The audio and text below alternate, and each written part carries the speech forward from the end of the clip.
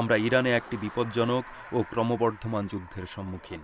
চরমপন্থী নেতানিয়াহু সরকার আন্তর্জাতিক আইন লঙ্ঘন করে এই যুদ্ধ শুরু করেছে। আজ আমি যে মূল বিষয়টি বলতে চাই তা হলো আমেরিকার এই যুদ্ধে জড়িয়ে না পড়াটা একেবারেই অপরিহার্য। এই যুদ্ধে কিভাবে শুরু হয়েছিল সে সম্পর্কে আমি কিছু বলতে চাই। আমেরিকার সময় গত বৃহস্পতিবার নেতানিয়াহু ইরানের ওপর একটি অবৈধ, একতরফা ও আকস্মিক হামলা চালিয়েছে। তিনি ইরান জুড়ে বিভিন্ন লক্ষ্যবস্তুতে বোমা ফেলে শত শত মানুষকে হত্যা করেছেন। ইরানও পাল্টা হামলা চালিয়েছে, যাতে ইসরায়েলের কয়েক ডজন মানুষ নিহত হয়েছে। দুর্নীতিগ্রস্ত ও স্বৈরাচারী ইরানি শাসন ব্যবস্থা সম্পর্কে আপনার যাই মনে হোক না কেন, ইসরায়েলের এই হামলা আন্তর্জাতিক আইন এবং জাতিসংঘের সনদকে স্পষ্টভাবে লঙ্ঘন করেছে।